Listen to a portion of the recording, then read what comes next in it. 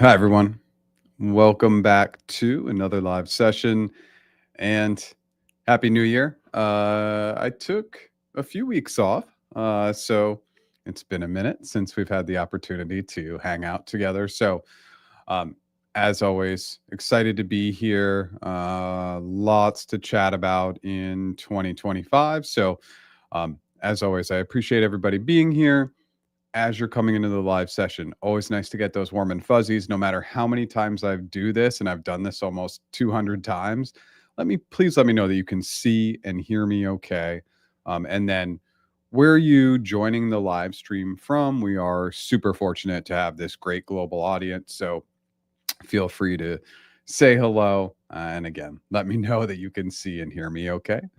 So as we warm into this session, as always, I have a real clear and distinct strategy of how we talk through things. So, first things first, everything is on the table. We're going to talk a little bit in our downtime about predicting the 2025 job market and what are some likely trends and patterns that are going to pop up this year. Uh, okay, looks like people are coming in. Thanks for being here. And then obviously this is a more broad and general Q&A session as always, so I am here to answer any thoughts, questions, comments, and of course any data or information that anybody can bring into the session is always going to be valuable. There's always insights and data coming from so many different areas that it's super powerful. And this is a community driven platform, meaning we're all trying to step up and be great for each other within this community.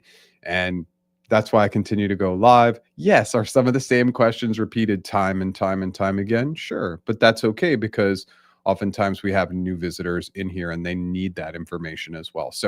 Um, Anything and everything is on the table. Thank you so much for being here. So let's just quickly take a step back before we dive into the live session. If you didn't have a chance to check out yesterday's video, I do new long form original content every Monday. And yesterday's video was really an opportunity to talk about hypothetical solutions. I had actually, of the 500 plus videos I had done, I'd never really done a deep dive into, well, what are the critical areas to think about when answering hypothetical interview questions from a solutioning perspective? Spent so much time on clarification, frameworks, assumptions, but not solutions. It's a short video. It's only about 8 minutes. If you follow the tips and tricks in that video that I posted yesterday, hands down, you will do better in your hypothetical answers. We focus on things like using your past experience, focusing in on just a component of the solution, and a few other tips that are going to be really helpful for you. If this is your first time here, my name is Jeff H. Sipe. My business is practiceinterviews.com. I do one-on-one interview coaching, one-on-one negotiation coaching, one-on-one strategy sessions, which is mostly resume and LinkedIn, but a little bit of networking strategy, overall career strategy. Obviously, I have my AI interview app and my interview mastery course. 25% off of both of those items if you use the coupon code New Year just today. What else do I want to talk about? Well, I go live 9 a.m. Pacific every Tuesday. And again, that new original long form content every Monday. I'm going to try and do shorts every day now.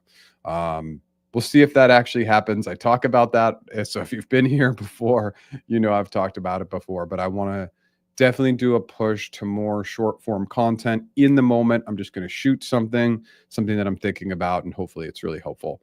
Obviously, I want to have a little bit of a plan and make sure that that content is valuable. Okay, as always, it takes about 4 to 5 minutes to warm into this session. We have a good audience right now, so let's dive in. Remember, anything and everything is on the table, and we will talk about predicting the 2025 job market as we dive in. If you like what I'm doing today, smash that like button, and if you've never subscribed, consider subscribing. Hi, thanks for being here. Good morning. Happy New Year from San Jose. Thanks for being here, Brenton. San Jose, my old stomping ground for 5 years.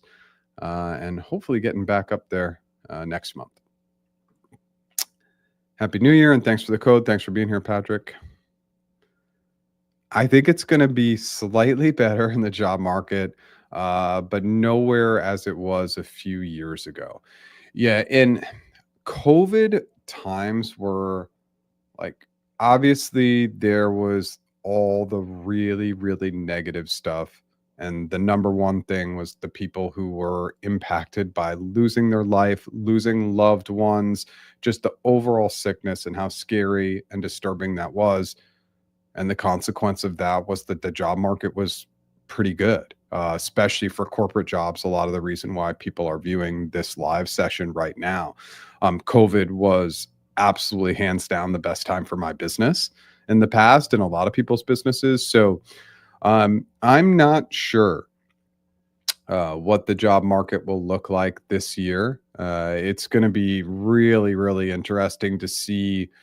There's really two factors I think we want to be chatting through today, and we'll get through the questions and then I can come back to this. But positions, especially if you're in the US or across Europe, being moved to areas where maybe the cost of labor is lower, like the Philippines, for example. That is one thing that we definitely want to be tracking because that trend it's always been a trend, but it's been exponentially increasing recently. And then, of course, what is automation going to do? I mean, these new advancements in AI, as you see these newer versions of Gemini, GPT, Claude, Llama coming out, and what that's going to do for automating jobs is going to be a really interesting topic for us to discuss today. Hey, Jeff, currently an apprentice here in London. Okay. In my 15th month of the program, been in the final stage for 2 roles, AL and AM, but keep slipping up on the GCA interview. Any tips? Sure. Obviously, it's great to be in, right? Like you're in, so you have a huge advantage.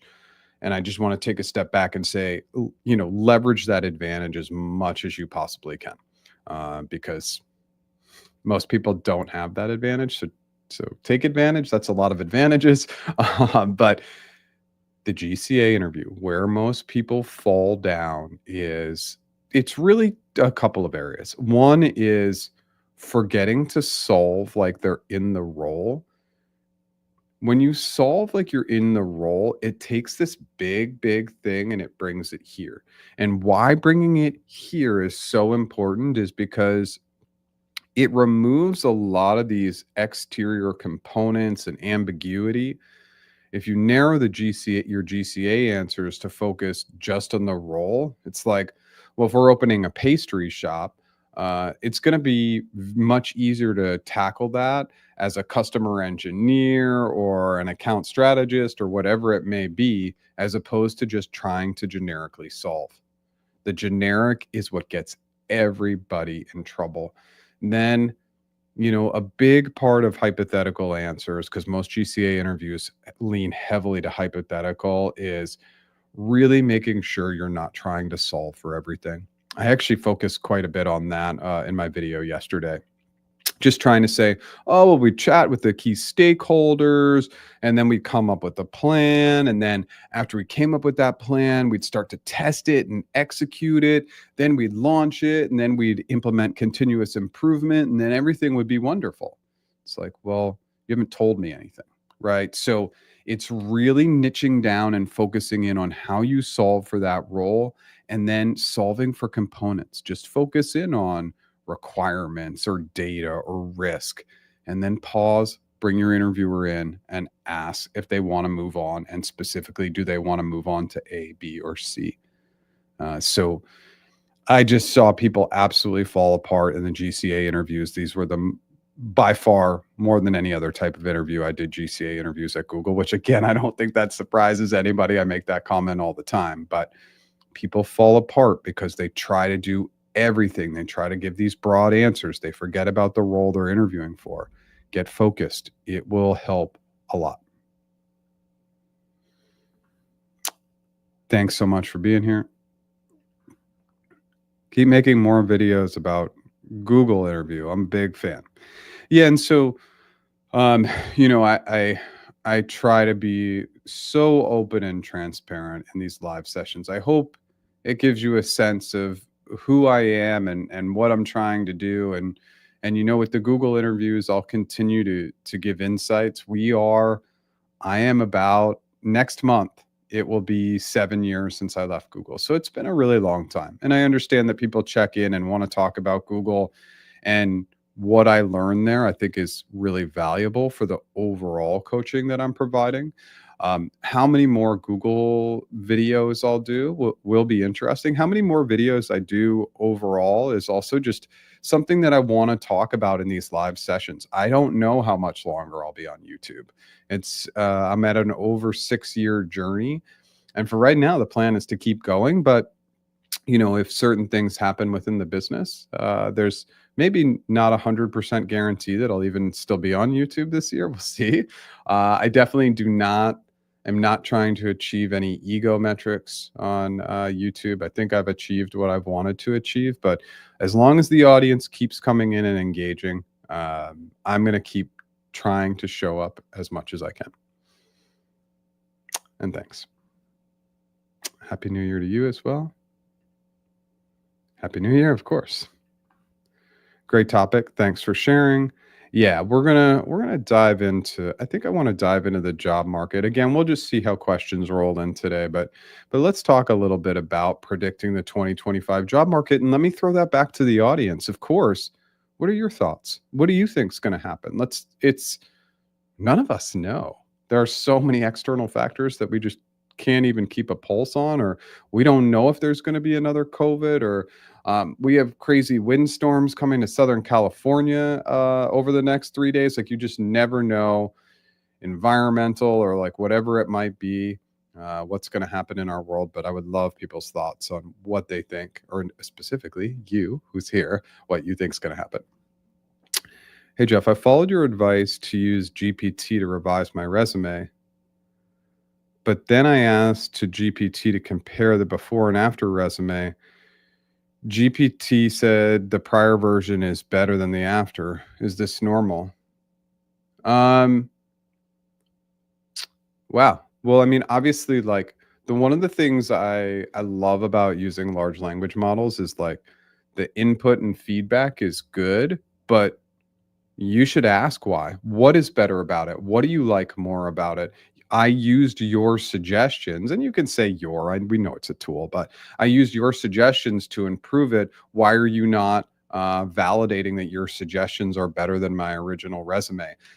Ask why your old one is better than your new one, and then you might get those insights.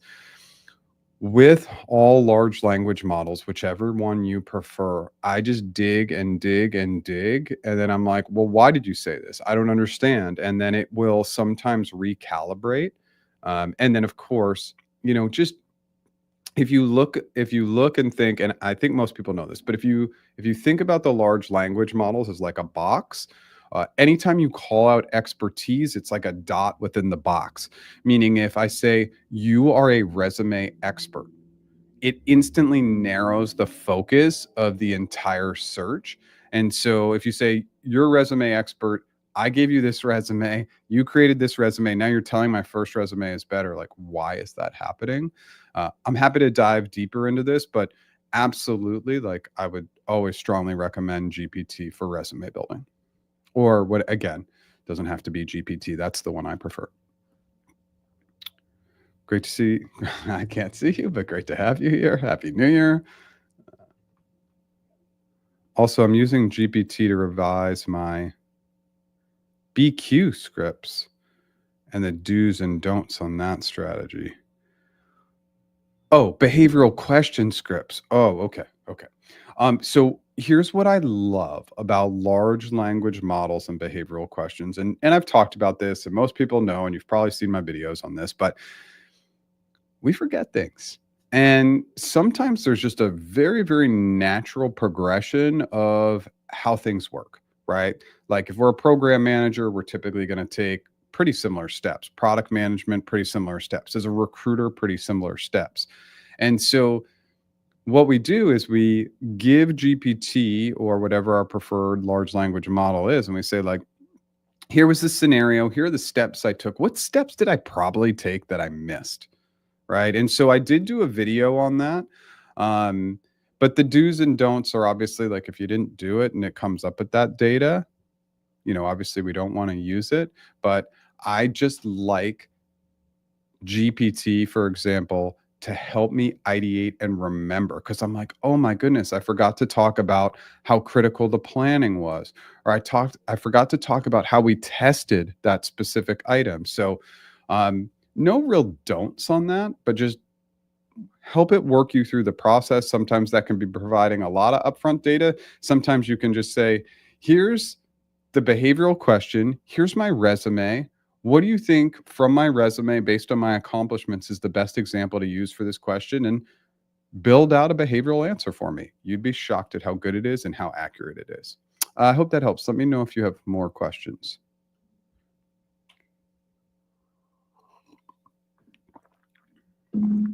Watched all the GCA videos. Okay, great. And like one of the things about GCA videos, like let's just talk about two quick items in the GCA interviews.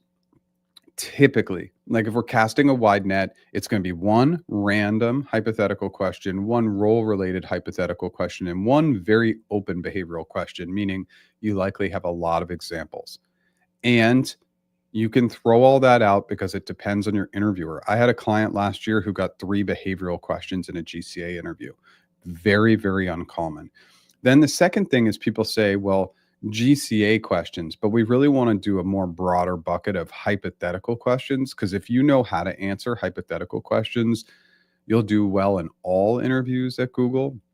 And just in general, the vast majority of companies will ask you at some point, well, how would you do this? Or what would you do in X scenario? And so understanding how to answer hypothetical questions is extremely powerful. And there's just such a limited amount of data available online for how to tackle those questions. And so many people default to just providing an example, but a lot of interviewers want to see how you problem solve, and getting them to picture you in the role is obviously critical. Okay, you've been in the recruitment process since early December. When is the best time to follow up with the recruiter? Recruiter said they have some news in the early month. If it's been since early December, I think now that we're into the Tuesday, like if it was last week, I would say pause. But now that we're in the Tuesday back, they've had all Monday to like kind of follow up and get their act together. So I would say follow up today. And obviously, always the follow ups are just gracious and kind. Like, how are you? Happy New Year. Checking in to see the status. Something simple like that. We don't need to overthink it. Short and sweet. After your advice in emailing support in December, the recruiter scheduled a call with me on the same day. Yeah, let's throw this up really quickly. If you happen to be in the Google interview process and you haven't heard back from your recruiter, usually for like a minimum of 3 weeks, Google-candidate-support@google.com. I mean, it's just an amazing resource. Basically, it's just like, this is a poke, and we got to poke the recruiters if we're not hearing back from them. And let's say you're not at Google and you're not hearing back and your recruiter's ghosting you. I have a very, very specific strategy there. I just follow up once a week and I'll do it for months. I just want the recruiter to feel the pain of not being empathetic and not having good communication skills and not responding to me. So if I'm going after a job at ABC company, I interview and I don't hear back, I'm going to send a kind message, and I'm going to send that kind message week after week after week after week. And then eventually I'll stop, but I'll do it for months, because the worst type of communication, when communication is expected, is no communication. I actually did a LinkedIn post on this yesterday.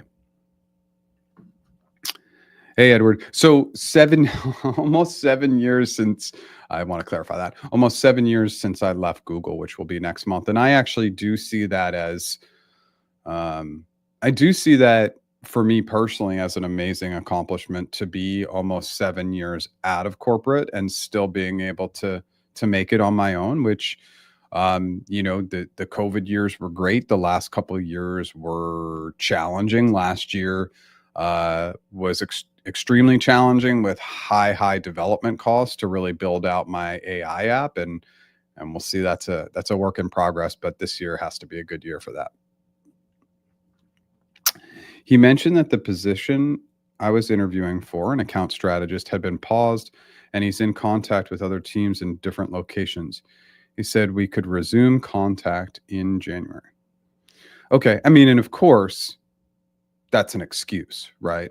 If we don't hear back, like, that's on your recruiter to be proactive, to say, hey, like, we're pausing on this role, but I'm going to look for other roles. You shouldn't have to do a reach out to a third party to get them to respond.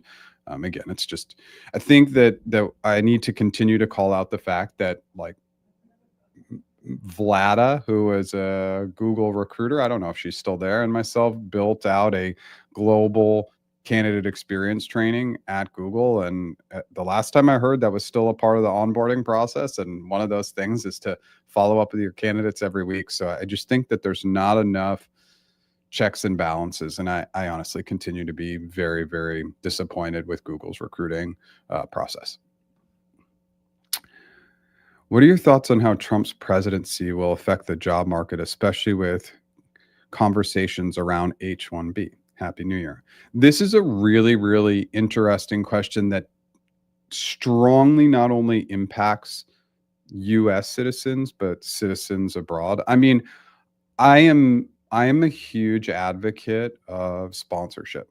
So I want to bring in as much skilled labor as we can into the US, and I don't really want to block that. I'm a huge advocate of immigration, and I think that we should be bringing talent into the US as much as possible. Economically, and typically Republicans bring in stronger economics, but, like, we just don't know. But I'm hopeful that, obviously, 2025 is a good economic year. I think Trump's presidency, let's not get into politics, obviously. It could go one way or the other. It is really hard to tell. I think that piece could be good. I think the piece that to me continues to be the item that people think is farther in the distance than it really is automation. And so, not only how are we thinking about, can our job be automated out, but, like, how are we then leveraging automation to be more successful in our current positions? And the number one default skill that everybody should be working on aggressively is communication skills. It is paramount. It is our number one. It is the only thing that can allow us to separate ourselves from AI that's clearly smarter than we are, right? And so it's really, really important that everybody's constantly working on their communication skills. And I typically read, on average, probably 15 to 20 books just on communication per year to make sure that I'm continuing to improve and enhance those skills, and not being too hard on myself when I fumble through items in these live sessions. Happy New Year, Liz. Hopefully this is a good one for you. Thanks for being here, as always. Seems that salaries are down in the current job market. So I feel like that statement is just, I'm seeing a lot of it. I'm seeing a lot of that statement, but I haven't seen salaries coming down. And one of the reasons why, now again, I'm more used to a big company environment, but, like, at big companies, for internal equity reasons, we can't have Sue, Jane, and Bob earning X, and then we're trying to bring Tim in the job at 20% less. It's like that won't match and align. And then if they talk, Tim's going to find out he got brought in much lower, and it's just not going to work. So I haven't seen it. I have seen total compensation come down a little bit, like Meta, for example. Their total comp is way down, in my opinion. It's just like the salaries are the same or better, but the equity portion's lower. I've seen Amazon come down a little bit on their equity components as well. But I think the total comp is still matching. But just base salaries in general, I haven't seen those going down. Internal equity reasons, cost of labor reasons would make that difficult. But there is obviously a lot of chatter about that. And so, if we could find any data on it, but I think I haven't personally seen a lot of it. I've seen the equity though. The equity has been interesting. I've seen a little bit of lowering on the equity side of things.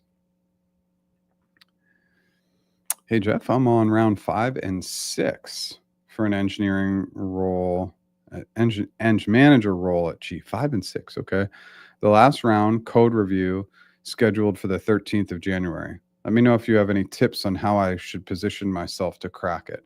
Well, typically a coding eng manager round is going to be like a level down, right? So let's say you're going after an L6 eng manager role. They're going to expect you to be able to code at the L5 level.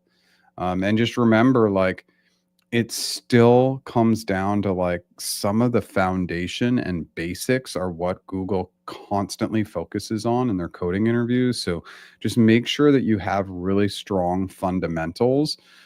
So many times I've heard candidates interviewing for those roles where they said, wow, it's like going back to school. So just make sure that the fundamentals are there. And obviously, as you get up in these levels, the coding interviews are going to get tougher. Think through it, take your time, problem solve. If you're getting to round 5 and 6, which sounds like they're over interviewing you at this point, they obviously like you and they like what they've seen so far. So deep breaths, use the power of your breath to slow down, calm down. That's the advice I can give you on the coding side. You're on your own. So, but fundamentals is a great area to focus on. RTO 5 just started at Amazon last week. Oh, return to office. Sorry, sometimes abbreviations are tough for me. Return to office 5 just started at Amazon last week. It's not great. How does one navigate out of this situation? I don't know. There's a couple of options. One, you navigate out of the company. That's option 1. Now, option 2 is how do you build that strong relationship with your lead to say, hey, like for my mental health, for my family, I'm willing to come back to the office 5 days a week, but would it be possible moving forward to maybe do like every other Friday? Like you want to start small. If you just say, hey, I want to work remote, or I'd like to only be in the office 3 days a week, start by building some trust and going once a week or once every other week. You got to build that trust first. It really depends on the lead. Like some leads I found at these companies are adamant that you follow the company policy, while other leads are like, I don't care, just get your work done. And so companies can push the return to office, but at the end of the day, it's really going to be lead dependent. I hope that helps. I was concerned about my performance in the last interview first round. He said I should work on my GCA answers, but also mentioned looking for a new team. So does that mean I pass and I just need one more interview after finding a team, or could it mean I need to start over? So I actually don't know. The fact that he's looking for other teams indicates that the previous interviews have had some success. If they weren't success, they just pass on your candidacy. So there's something strong enough in the feedback to keep going. But could they potentially redo an interview for stronger feedback? It's always a possibility.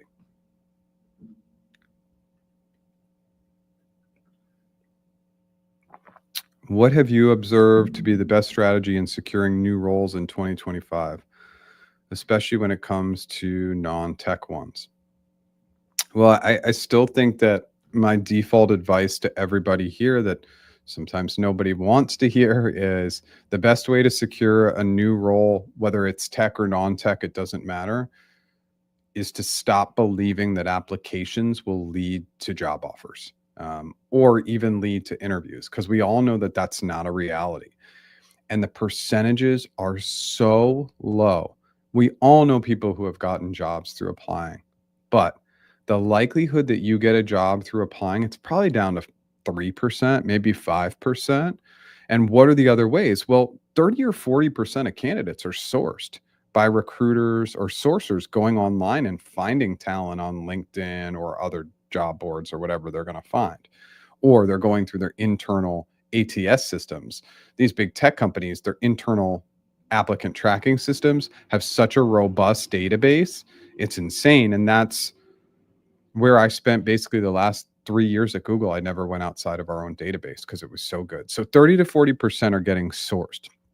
20% are just going to be, let's say, call that 40%. 20% are internal transfers. You're internal to the organization, you know somebody, and you transfer into the position. 20% are referrals, right? So now we're already at 80%.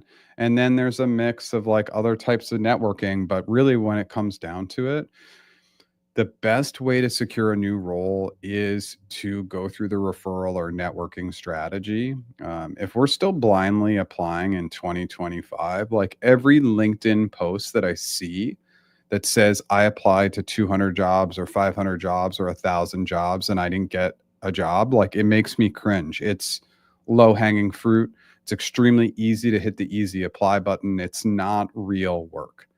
It doesn't mean you shouldn't apply to jobs. Of course you should. It is low hanging fruit, but be discerning and apply to maybe one role a week or a couple roles a week, and then the rest of the time spend networking. It's my strong advice. We're at the 30s. On the 30s, I'm always going to take just 1 minute to prompt on my services. So if you use the code New Year, you're going to get 25% off our 1 and 3 month AI interview practice offerings and 25% off that interview mastery course. By the way, I updated the interview mastery course in October and November of last year to add AI modules throughout. It was a ton of work, and I think it greatly enhanced the quality of the overall course. Now we have AI, we want to leverage and use it. And so I spent a lot of time updating that there. I'm still doing one-on-one interview coaching, one-on-one negotiation coaching, and one-on-one career strategy. That's mostly resume and LinkedIn, but it can be more general networking and career strategy stuff. I go live 9 a.m. Pacific time every Tuesday, new original long form content every Monday. And I'm trying to do a short every day. I'm going to stick to that at least every weekday if I can. I'm 1 for 1 starting yesterday, so we'll see how that goes. If you like what I'm doing today, smash that like button. And if you've never subscribed, consider subscribing. All right, let's dive right back into it.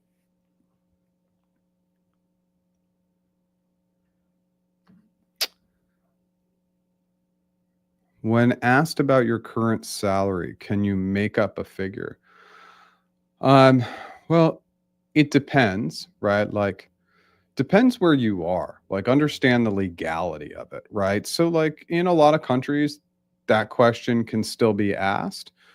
If they do ask and you make up a number and then they ask you to support that with documentation, you're going to be in trouble. I always prefer honesty because the being dishonest just gets us in trouble. So now, if they're saying, okay, this is what you currently earn, so this is what we're going to pay you now, that's not a fair process either. So if what we're currently earning is low and they ask, I try to deflect, not talk about it, stay away from it as much as I can. But eventually, if you are going to provide a number that's not true, you may be asked to back it up, in which case you won't have a new offer at all. So just something to consider. Oops. My hiring manager interview with Google is tomorrow for a program manager. I'm very nervous because I don't know what to expect. I'm practicing hypothetical and behavioral questions. Anything else I can do? Okay, so the hiring manager interview. There's a couple things to keep in mind. Likability is incredibly important. We don't want to say that one interview is weighted more than another, but the hiring manager one is important. So a couple things. One, they can go a little rogue. There's less checks and balances on hiring manager interviews as I've seen in the past. So what does that mean? Be ready for anything, but come in. Great excitement, enthusiasm, smile, good energy, shoulders back, chin up. So there's a crazy confidence thing that I learned, which is and it's not going to look right because your comment is blocking it, but the the position from your earlobe to your shoulder is a confidence metric. So if we're slumped over, we're lessening the distance there. Whereas if our shoulders are back, our our chin's up, we're increasing the distance. That shows confidence. So really strong body language, excitement, enthusiasm, a smile, all the things I would want you to bring to every interview. Then just remember, you are there to support them, help them. Think about examples where you've been a great team member, you've worked on strong initiatives, you've been incredibly proactive. That's something I want you to think about. And then the last piece of advice that is specific to hiring managers, and actually it's specific to all interviews, but I want to learn more about them. Almost everyone, 99% of candidates, get to the end of the interview and they're like, what is the biggest challenge I'm going to face in this role? What should I be thinking about? I. Put it back on them. What do you love the most about Google? What do you love the most about your role? What do you love the most about the team? What is the coolest thing, to the extent that you can share, that you're working on right now? And then if you want to flip it to you, flip it to you, but get them talking. Get them talking about themselves. How to Win Friends and Influence People, Dale Carnegie, the most important book on influence. We influence by talking about others, hearing what they have to say, listening, and finding out more about them. The more people talk about what interests them, what impacts them, the more they'll like you. It's a very, very important data point. I hope that helps. Do you think the upcoming change in tech with the advent of LLMs will place more value on human-prone soft skills, communication psychology, while reducing the emphasis on purely technical skills? 100%. Absolutely.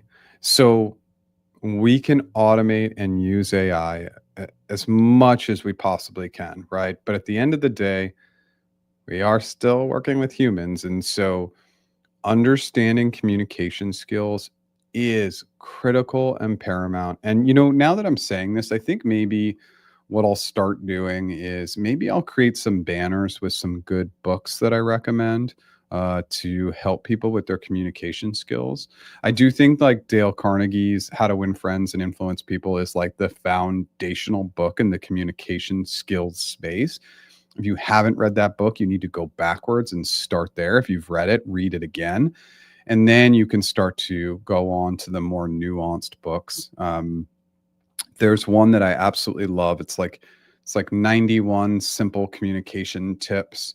I can't remember the woman's name who wrote it, but it's an unbelievably powerful book. And so again, I just dive into anything that's communication related, and then we can start to even dive deeper into the psychology of like micro manners and movements and all these other crazy things that we can get involved in with communication strategies. But communication, and then the background is the science and psychology behind how we communicate. And so all of my coaching is kind of based in that place. I don't make things up based on what I think. I don't make them up. I talk about things based on the fact that they have science and psychology that back the strength and power of what I'm talking about. And so hands down, working on your communication skills. Let's double down here because it's a super, super interesting topic. The number one communication skill that I would strongly recommend that everybody practice and work on this year: active listening. And why is active listening so easy? You don't have to do anything. You just stop talking. And when it's face to face, lots of head nods, some simple acknowledgments. I like to active listen without verbalizing as much as I can, but I'll give little verbal cues every once in a while. And then obviously, if you're on the phone, on the video, you need to be a little bit more auditory. Got you. Oh, I understand. But sitting back and allowing others to talk, people will like you more. It's the simplest trick, and the hardest thing for people to do is to build space. Space is incredibly powerful. And so as much as we can learn that skill, active listening, I find that the vast majority of people cannot do it. So all we need to do is do nothing, and it works really well. It's like with my buddy Chris. He wanted to grow his hair long, and this is funny that I'm bringing him up in this session. I said, Chris, all you need to do is do nothing, and now he has long hair. How do you recommend approaching the situation of finding another team? Should I be proactive and find teams myself and send them to the recruiter, or should I apply directly on the site?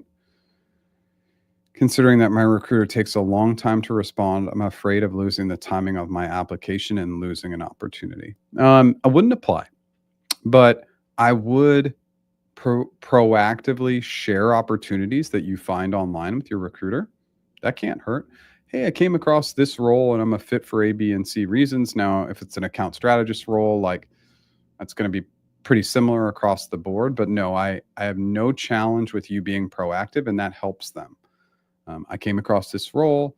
I think it'd be a good fit. And when you find that role, again, if they're all account strategist role, you don't need to continue to give the background of why you're a fit, but you can proactively provide your availability to talk about that role. That's a benefit, right? That reduces back and forth for them to say, okay, let's hop on a call about it. When are you available? I always proactively give my availability. Now, I strongly recommend taking the additional step of using a third-party tool like Calendly. There's a cost, right? I think it's like $20 a month, but I provide a Calendly link to everybody. I want to remove that back and forth to say, here's my calendar. This is accurate. This is up to date. I am crazy about my calendar. So I make sure that the times I'm showing as available, I am always available. That will remove a ton of back and forth. Thanks for answering my questions related to GPT. I will try those follow-up questions. Can you please advise which playlist have the GPT interview prep video? It might just be in I think it's probably just in the interview advice playlist. One of the biggest items, and I kind of wish that YouTube was structured a little bit differently. If you're on my YouTube channel and you like drop right below the banner, there's actually a search button. So if you just click that search button and type in GPT, you'll pull up any video that has GPT in it.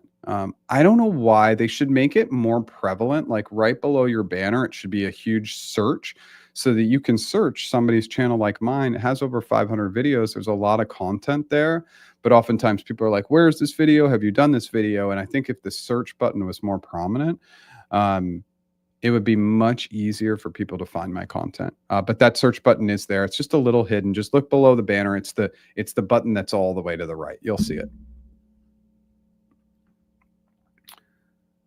I'm also an apprentice nearing the end, looking to make more out of the company preferences remote. Looking to make more out of a company preferences remote. How do you utilize advantages? I'm not sure I 100% understand the question, but let me try and tackle it because I am about 20 minutes behind on questions. So a lot of people's preference is remote. I think we need to, I saw a TikTok a couple of days ago that said during COVID, we hit X percentage. And again, maybe this is just US based, but that remote jobs are down to 8% in the US specifically. So like remote is just, it's becoming less and less of an opportunity. It doesn't mean something you shouldn't try for or shouldn't push for, but it's just tough to guarantee that you can get that. Anybody who's in an internship, apprenticeship, contractor role, the biggest thing I want you to be thinking about is how are you leveraging your internal contacts right now to get in front of as many opportunities as you possibly can. It's something that I would spend all my time doing besides doing the work, of course. So reaching out to people, virtual coffees, in-person coffees or lunches, just to see, right, if we can make those connections. That's the best advice I could give anybody. Agreed on communication skills. One of the few AI resistant options that employees still have is to clearly articulate what they can offer that AI can't for now. It's correct. What are you doing to increase your communication skills? And it's endless. Building your ability to Actively listen, to use your breath, to be really clear in your statements. Another big piece is no pokes, right? So instead of saying you, use terms that remove the person. It seems like, it feels like that's directed towards you. That's a very powerful communication tip as well.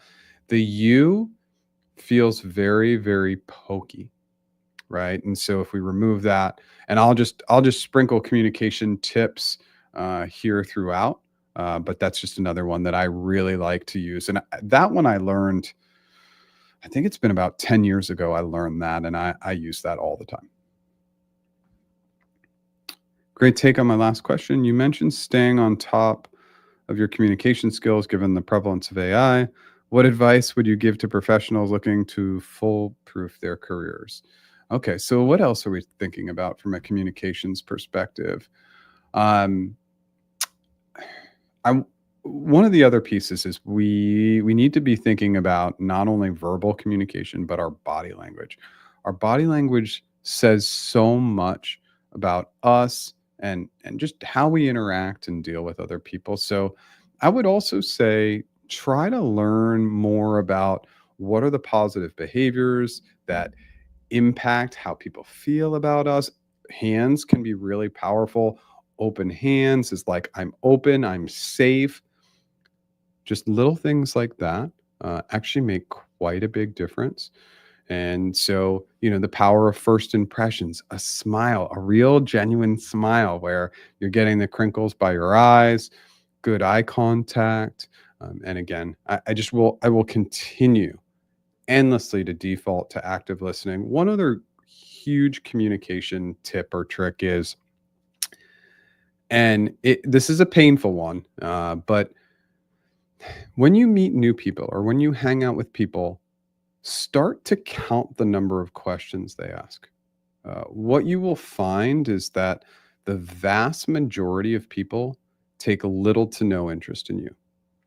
It's a tough reality. It's really tough. I count the number of questions when I engage with people, when they interact with me, especially if it's in a setting where like we are going to be hanging out or together for a long period of time. I'll spend hours with people where they won't ask me a single question, and I might ask them 30 or 40 or 50 questions. So start to default to asking people a lot of questions. It's not so important if they ask you questions, but again, if they're talking about themselves and you're going down that path of things that interest them, they're going to like you more. If I reach the application limit, can I just send the application link to the recruiter and he can direct me internally, considering I won't be able to apply anymore? I mean, again, I think hopefully you have reached the application limit and you can't do that anymore because I don't want you to. Um, the recruiter should be able to direct you and put you in front of opportunities. So yeah, I when you're at the place you're at in the process, I don't recommend that you're applying. I interviewed for an L7 role at Google. Before the final round, the recruiter said, "Don't be disappointed if you don't get selected." I wasn't, with the feedback pointing to weaknesses in strategy. Wow. When you get the recruiter survey, I would put that exact quote in there and say, that recruiter obviously needs a huge communication. They need communications training because you don't negatively set people up. Are L7 roles challenging to land? Of course they are. Google doesn't hire a lot of external L7s. It's challenging, but putting it in that tone, negative words are negative. They bring us down. So we're talking so much about communication today, and I think it like lends really well to our overall predicting the 2025 job market. One of the simplest tips and tricks for positive language, but yet, however, or and. Use and anytime like it's a negative. That was great, but that was great. And there's an opportunity to do X. That was great, but you should have done X, right? So removing those kind of words like but, however, yet that kind of drag us down, and is a really additive word. That's just another communication tip. But recruiters are poor communicators. It is an entry level, low level role. Look, I'm just calling it what it was, and what it is. I was a recruiter for a long time. It's not a highly skilled job. And the average tenure is very short. People come in and then boom, they're gone, right? Because it's you have to get high results. It has to happen quickly. So I just think the overall communication skills of recruiters is generally very poor. And I 100% believe that that job will not be around in the next 2 to 3 years. I think all of recruiting and sourcing will be automated. I've never been so confident of anything. People would rather get timely responses than deal with a human and get no responses. Speaking of communication skills, what are your favorite books or resources? Recently, I came across the Jefferson Fisher podcast and pre-ordered his book, The Next Conversation. I'm just trying to think. It's so funny because one of my close friends that I grew up with texted me, said, I came across this book and you should check it out. And it was a book that it was just one of the million communications books that I had read, but I haven't heard of this one, The Next Conversation. It sounds familiar, but obviously the titles get pretty similar over time. But I think I should. I'm like getting kind of inspired. Maybe today I'll throw out a LinkedIn post with like my favorite communication books. If you don't follow me on LinkedIn, I'm a crazy person on there. I actually put the most content out on LinkedIn. A lot of it's in the moment, spur of the moment. What am I ideating on? What am I thinking on? And so if you don't follow me on LinkedIn, definitely do. But Liz, yeah, I think I need to go through my crazy Audible list and start pulling out some books that people probably would like. Thanks, Jeff. Your videos have helped a lot in reaching round 5. Awesome. Good luck. Hey, Jeff, Happy New Year. Happy New Year to you. Last time you had suggested I take a break from job search as I got turned down by Google Cloud 3 times in 2 years for an L6 security CE role after final rounds. Without any feedback from G, what do I do different? I've already attended all your lives, seen your videos, used your frameworks, used your referrals, network, and unskilled myself, feeling a bit lost. Well, of course, there's one-on-one coaching. And again, I never am here. I run a business, so I always want to offer my services, as an opportunity. But if you're not doing one-on-ones with another human, that could be a part of it, right? You need to make sure that you are getting direct feedback. Now, that can also be through an AI tool, right? And that's the lower hanging fruit. That's the cheaper option. It will give you good feedback. And then there's always the advanced option of hiring a coach like me. It doesn't have to be me, but working through it, because there are always holes. Interviewing is something we do rarely. And because we do it rarely, we're not great at it. If you were going to try out for the basketball team, everybody knows I love the basketball analogies. My shot is still off. I play basketball once a week, but I used to play multiple times a week. I could just chuck threes all day and I could hit those. And now it's airball central, right? Like, because I play once a week. So I'm not shooting enough to get my shot like truly back on track to where it should be. And so the same thing is with interviews. We're just not doing it enough. We're not putting in enough reps. And so I would just strongly encourage you to be working through it with others, because they're going to be able to call out things that you just can't see by doing all the work your own by yourself. I hope that helps. And I think it's 2025. It's time to get back after it.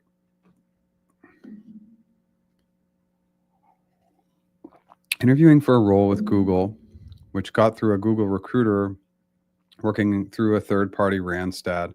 My friend who got me hired the same way said that the recruiter will negotiate with Google and come back with the best and final as their first offer.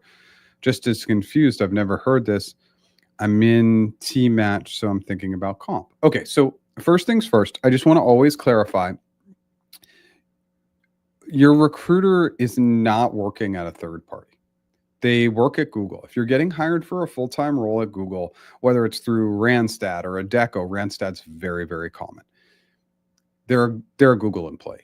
They're just getting paid by Randstad because they're technically a contractor, but they're not a third-party recruiter. What I mean and want to clarify by that is they have access to all the same systems. They have all the same power as a full-time recruiter. How do I know? Because I was a contractor there. I didn't have any less access to anything. And I just always like to clarify that item. Very few recruiters will take that strategy of going and getting you a best and final up front. Very few. Some will. Some will go and negotiate like crazy for you right off the bat and say, I did all the work. Here's the best and final. But I don't know why they would do that. They should hear your expectations first. So I wouldn't worry too much about it yet. Once you get through the team match phase, you're going to want to start to think about building out that comp model, anchoring really high. Of course, I have that service if you want it. I always think it's valuable for Google. People leave so much money on the table, but occasionally recruiters will go and do this, but I find that it's probably one or two, maybe 3%, but I'd put it more at the 1% category. Very, very few do it.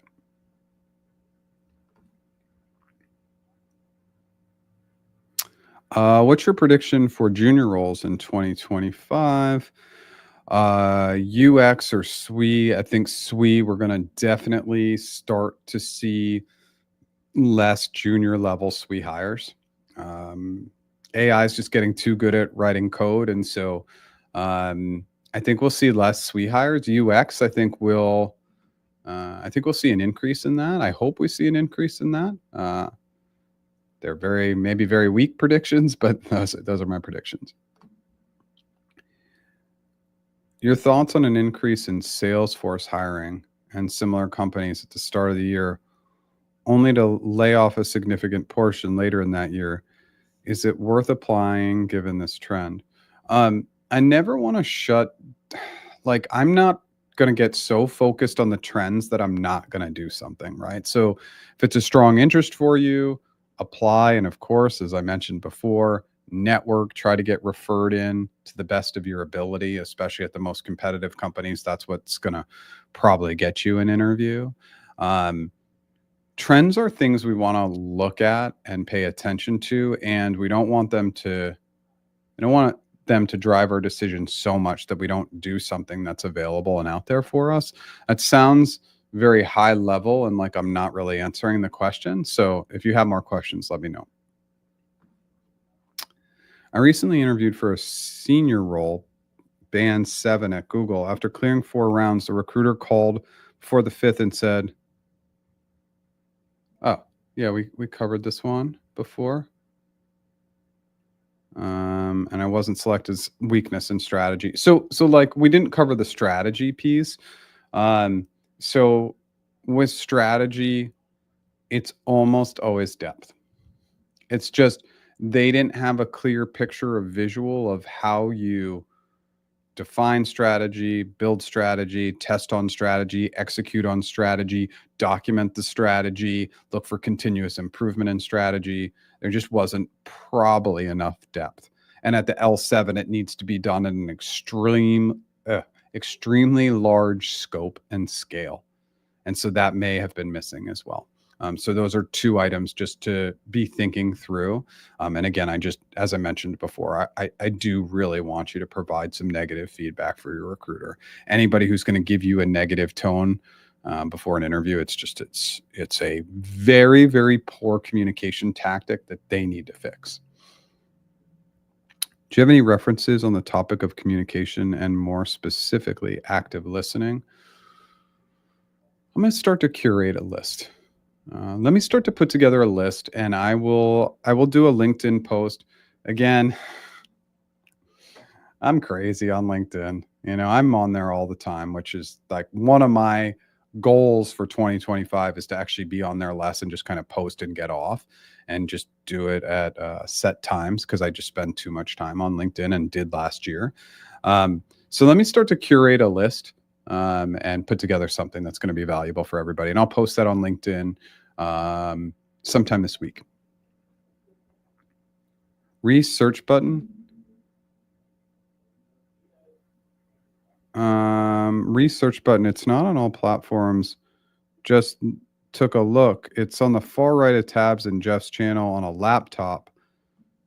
Search glass, no text, but no button on iOS.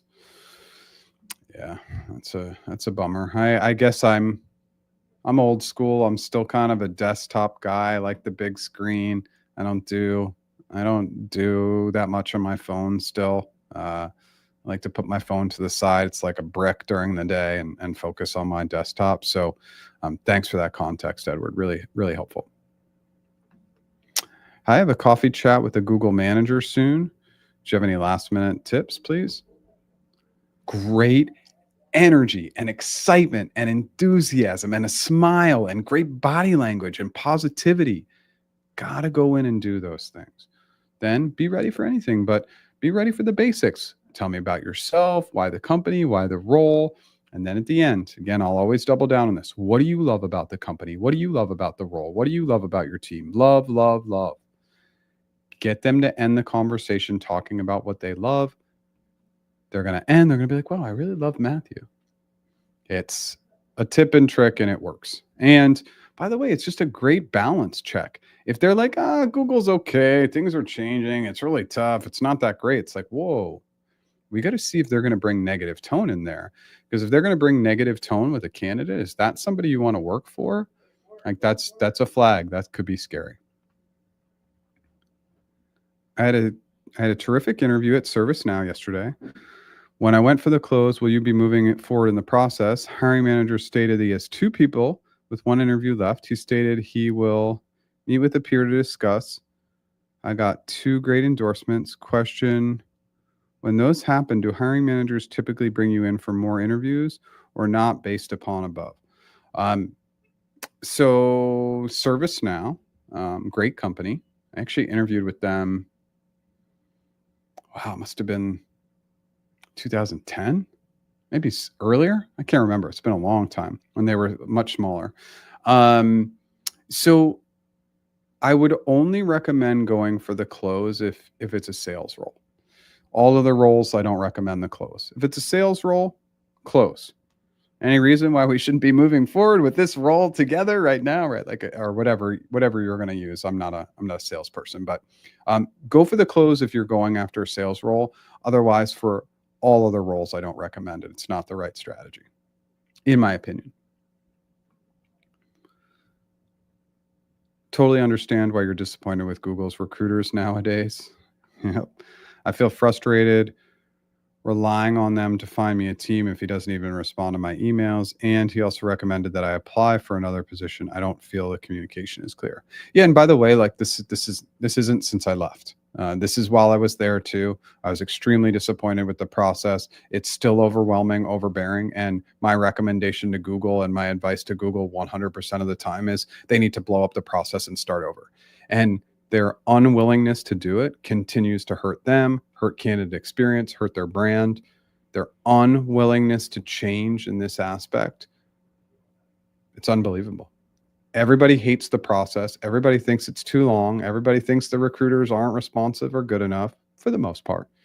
And Google just is kind of relying and sitting back and relying on their brand. And it's not good enough in today's economic conditions. And it's, again, just my 2 cents.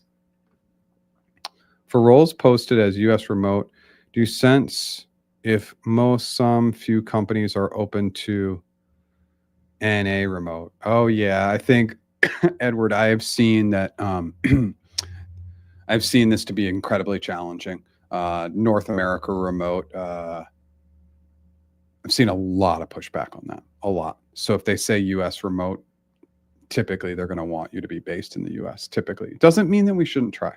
But I have seen a lot of pushback on like North America remote. Yeah. It doesn't seem like companies train new hires anymore. Have you seen that to be the case?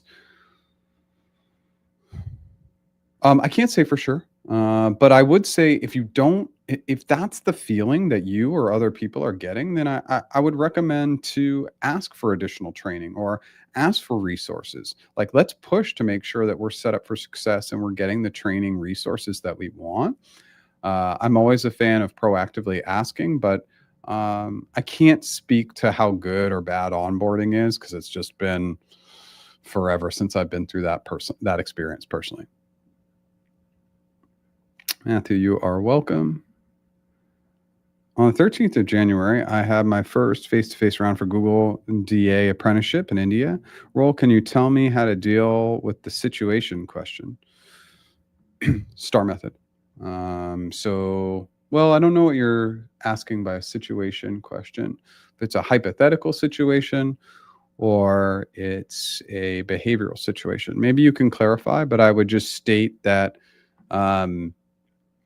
for both, look up the CFAS method video that I did that was recent, or the perfect behavioral answer. So STAR method for behavioral questions and CFAS method for hypothetical questions. But if you have a follow-up, I'm happy to answer it.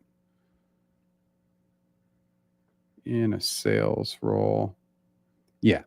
So that was appropriate. If you're going after a sales role, go for the close. That's your job. Your job is to close sales. A salesperson isn't going to get off and the call and say, great chatting with you. They're going to say, great chatting with you. And the next step, as I see it, is X, or now I can take your credit card information to get that information, which I don't think people take credit card information anymore, but over the phone. But again, no, that was the right strategy. I always recommend for sales interviews that you do try to close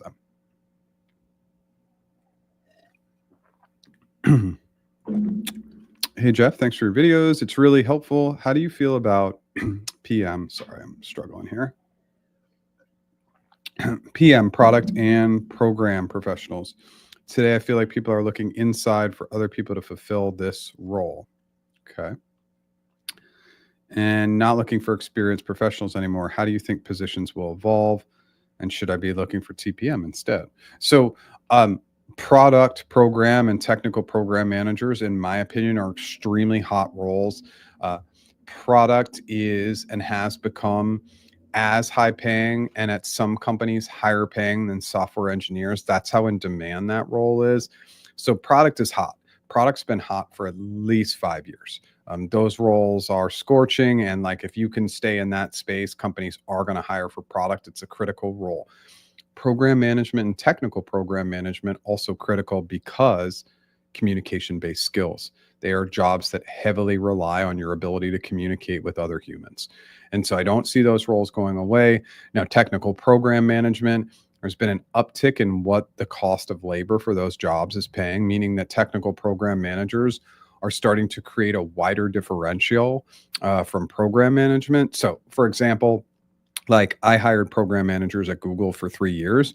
There used to be a 10% gap. TPMs would make 10% more than PGMs. Now it's like 20% more, 25% more at a company like Google. So TPM roles are also great. Product is really, really like program management and product management are so different in my mind. They're completely different jobs. And I think sometimes they get grouped together. Program manager jobs are easier to get. Product manager jobs are some of the hardest jobs to get, but both are great positions, in my opinion.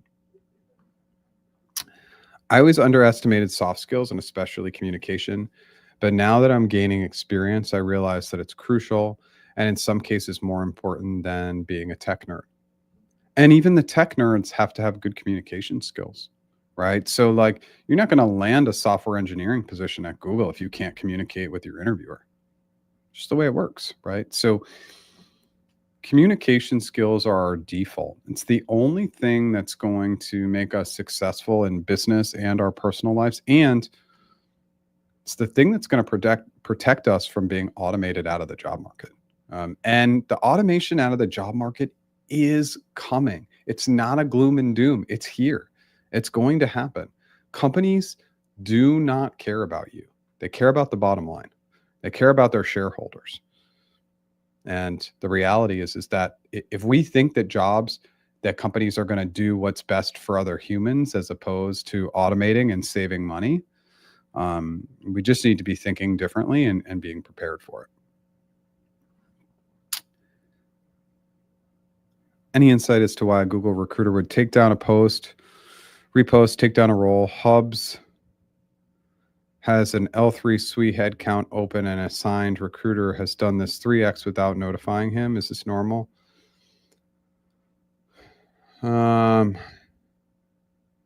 So sometimes it's a pipeline thing. So like the pipeline gets robust, they take down the role, but then they go through that active pipeline. So then they repost. That's probably what's happening. Probably, but it's not a great practice, but I see that more and more. People are actively in the interview process and they see it get pulled down. It's usually just because they have a strong pipeline. And then if they go through that pipeline and nobody gets hired, they'll repost it. That's what's most common. And he is the hiring manager. Okay. In my opinion, TPM is more like a 2/3 PM plus 1/3 EM. Communication skill is the key, as Jeff noted. And there's just there is just like nuances within all of these roles, right? But like I just always it's the coupling of program and product management that I find to be challenging. The roles are extremely different, in my opinion. And so I just see a lot of grouping of those two specific roles that I just want to call out. They're very different roles.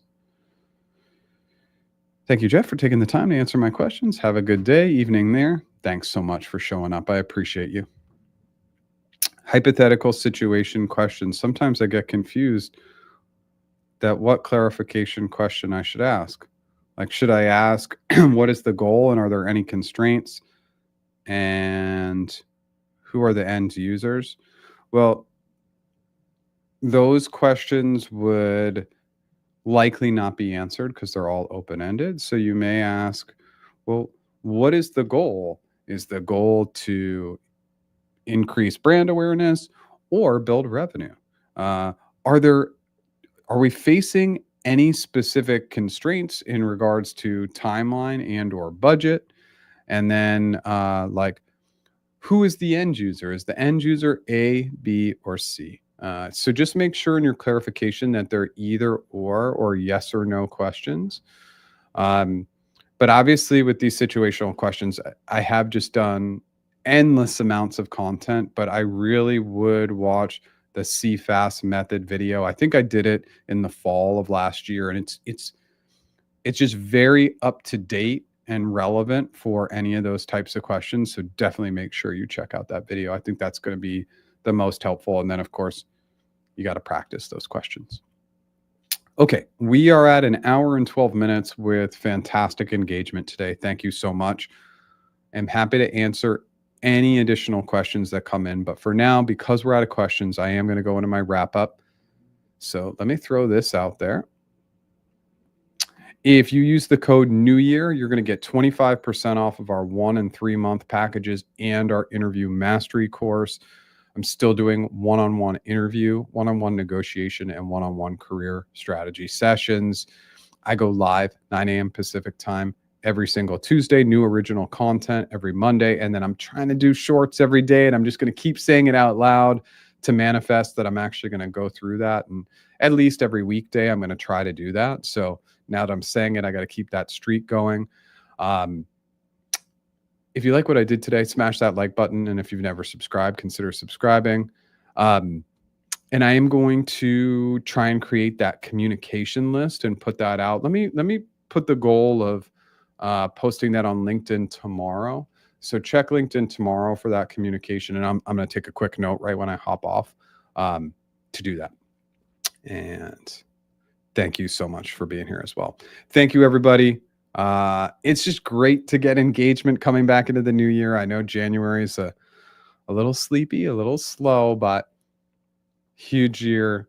Always a great opportunity to just kind of figure out what success is gonna look like, and I'm really hoping for the best for everybody this year. Let me answer these last couple questions.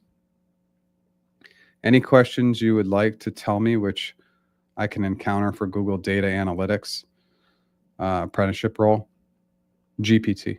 Yeah, I strongly recommend throw the job description into GPT and have it create questions for you. Just say, hey, create hypothetical and behavioral questions for me. That will be the best. Apprenticeship roles tend to lean a little bit more on the behavioral side, so make sure you get your great examples down as well. But yeah, use a large language model for that. That will help.